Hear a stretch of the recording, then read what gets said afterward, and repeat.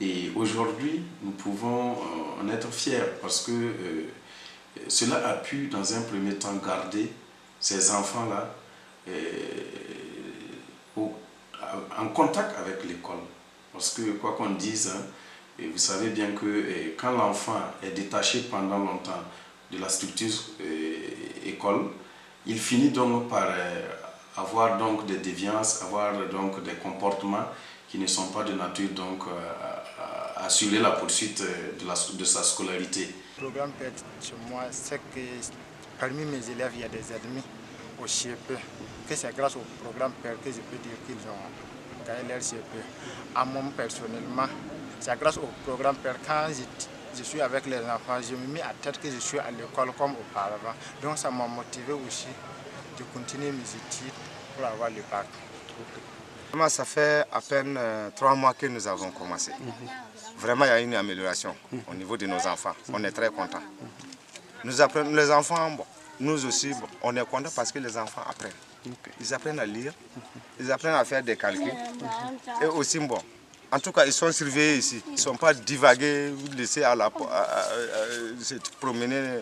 Nous sommes des déplacés. Bon, vraiment, quand on est là ensemble avec les enfants, vraiment, nous aussi, on est content parce qu'on sait où se trouvent nos enfants. Ils ne sont pas partis divaguer comme les autres. C'est un bon programme puisque ça contribue à améliorer le niveau même des enfants. Et ça peut les permettre de continuer à apprendre même en dehors de la classe. Donc le programme PER est à saluer. Le PER m'a permis de rester à l'école. Quand nous interrogeons les communautés, nous avons compris que le PER est allé au-delà de nos espérances. Voilà, et est devenu comme un outil non seulement de continuité de l'éducation, mais est devenu même un outil du renforcement de la conviction des gens sur l'importance même de l'école.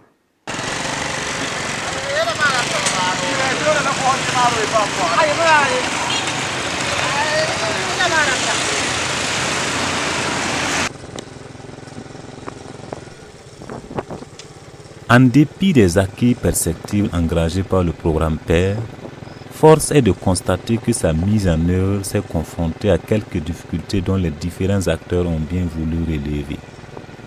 Même si certaines difficultés sont inhérentes à la philosophie même du programme, il convient de les noter d'autant plus qu'elles se présentent comme étant des insuffisances.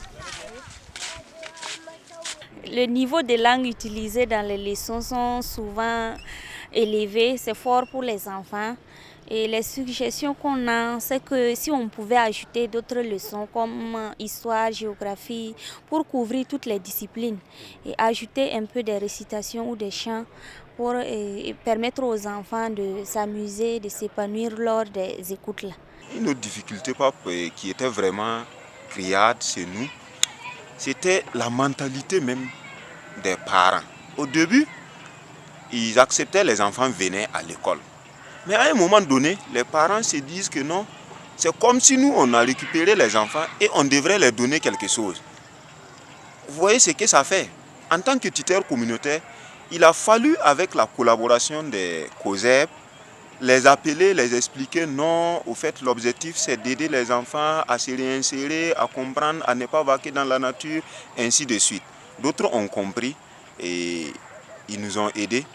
Alors la première difficulté que nous avons rencontrée, c'est trouver un temps pour insérer ces programmes. C'est d'autant que, bon, comme on n'était pas, on peut dire, entre guillemets, averti à temps, donc il a fallu laisser tomber certains programmes qui étaient importants pour nous pour insérer ces programmes. Mais comme il faut, en toute chose, donner la priorité à ce qui l'est, nous avons donné priorité donc à ce programme-là. Et ensuite, il fallait en un temps record donner aux enfants quelque chose qui était volumineux.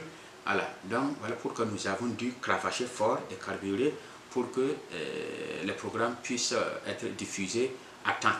Voilà. Et l'autre difficulté que nous avons eue, c'est la difficulté de lexique. Hein, parce qu'on voit que le moré, quelque part, ce n'était pas le moré du terroir, parce qu'il y a des parents d'élèves, des enseignants et même des élèves qui nous ont approchés pour dire ah, telle expression, tel moré, telle tournure ou tel mot, hein, qu'est-ce que ça signifie. Mais cela n'a pas empêché en rien la compréhension. L'autre difficulté, c'est aussi l'une ou l'autre langue. J'ai parlé tantôt du corofais, qui n'est pas du tout de notre terroir. Lors de la première diffusion, on a eu des difficultés, mais après, quand on faisait les rediffusions, on a dû laisser tomber cela parce que ça ne répondait pas justement à un besoin, puisque dans notre région, on n'en parle pas. Voilà. Le maître qui tenait les élèves a eu quelques soucis avec les élèves déplacés. Il s'agit surtout du repas. S'ils viennent à l'école sans manger, ils ne tiennent pas. Nous avons alors entrepris de leur donner des bonbons et des biscuits. Plus tard, nous avons compris que les biscuits étaient plus substantiels et ils buvaient s'ils en prenaient, ce qui n'est pas le cas pour les bonbons.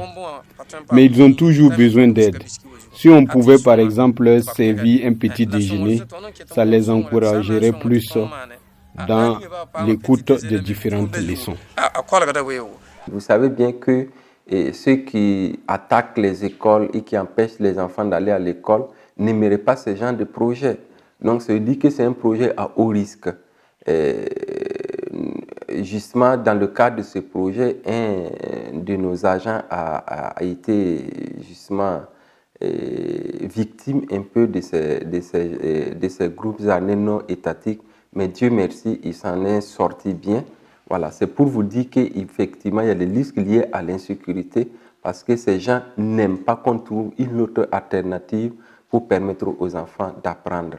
Donc, il y a l'insécurité et il y a aussi le manque de moyens. Vous voyez, les parents, quand vous partez pour les sensibiliser, pour qu'ils s'impliquent, bon, ils s'attendent à ce que tu leur donnes quelque chose en retour, comme des dons en nature, des dons en espèces. Bon, on comprend des gens qui vivent dans une situation de détresse. Bon, quand tu viens et que tu proposes l'éducation, pour eux, certains parents peuvent ne pas voir ça comme une priorité. Donc, ils veulent la manger, ils vous citent leurs besoins, alors que vous n'êtes pas là, voilà, pour ces besoins, mais vous êtes là pour un besoin spécifique, un besoin particulier, qui est de faire en sorte que chaque enfant puisse avoir accès à l'éducation, ce qui est un droit fondamental.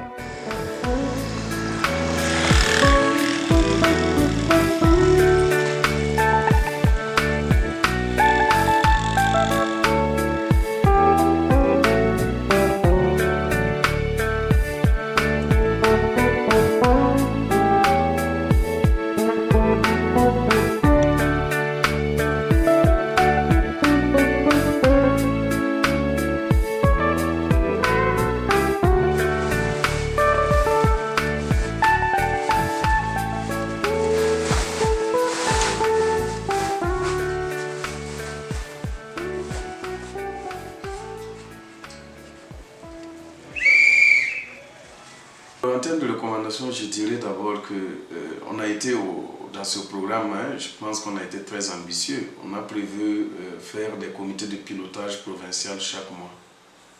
Ça n'a pas été du tout facile parce que avec tout ce qu'il y a comme activité au niveau de nos directions, c'est pas facile de pouvoir tenir quand même des comités de pilotage par mois. Donc il va falloir, à mon avis, aussi revoir un peu la périodicité de ces comités de pilotage, de sorte quand même à être assez quand même réaliste avec toute la charge que portent nos directeurs provinciaux et l'ensemble des acteurs qui travaillent d'abord à la base avant d'être bien sûr des points focaux pour ce programme. D'abord, c'est la mise en place des COGEP. L'idée était de prendre les parents tuteurs, c'est-à-dire ceux qui vivent du quotidien des enfants, en fait, ceux qui sont avec eux, ils les connaissent, c'est bien vrai, ça aide comme ça. Malheureusement, ceux qu'ils ont recrutés, la plupart du temps, en tout cas, n'ont pas trop de temps et beaucoup n'ont pas trop de niveau aussi. Pour nous, quand on suit, c'est pas trop intéressant. Si désormais, en tout cas, le programme pouvait recruter ceux-là qui avaient le niveau. Mais c'est ce que ceux qui ont le CAP là. Voilà, ça va aider beaucoup dans l'encadrement des enfants. Et nous voulons en tout cas dire que si on pouvait en tout cas, pour les fois à venir, nous aider avec des tentes qui pourront servir en tout cas des espaces temporaires d'apprentissage et même d'établissements pour permettre aux élèves en tout cas d'être dans de bonnes conditions d'apprentissage ou bien d'écoute, j'allais dire. Et maintenant, j'ai constaté que ce programme est utilisé très efficacement. Et puis ce programme est très apprécié par la population. Grâce à l'approche communautaire mise en place par le Centre diocésain de communication, je félicite vraiment vos efforts. On ne saurait vraiment arriver à ce résultat et sans le concours et l'implication de plusieurs acteurs, que ce soit au niveau des partenaires techniques et financiers, et UNICEF, que ce soit notre partenaire du MENAPELEL, le ministère de l'Éducation et de l'Alphabétisation, et avec tous les services déconcentrés au niveau central, au niveau des régions, au niveau des provinces. Et nous ne pouvons pas vraiment, nous ne serons vraiment arriver à ce résultat-là sans l'implication et sans l'accompagnement de toutes ces structures et de toutes ces personnes. Donc c'est l'occasion pour moi vraiment de leur réitérer mes sincères remerciements pour tout ce que nous avons fait ensemble au cours de cette première phase de mise en œuvre du programme d'éducation par la radio. Lorsque l'accès à l'école est difficile, voire impossible en raison de l'insécurité ou d'autres raisons, il est recommandé d'employer les outils et méthodes d'apprentissage alternatifs. Dans ce contexte, la radio s'est avérée un moyen efficace de production et de diffusion de programmes et une approche promoteuse et stratégique dans les situations d'urgence.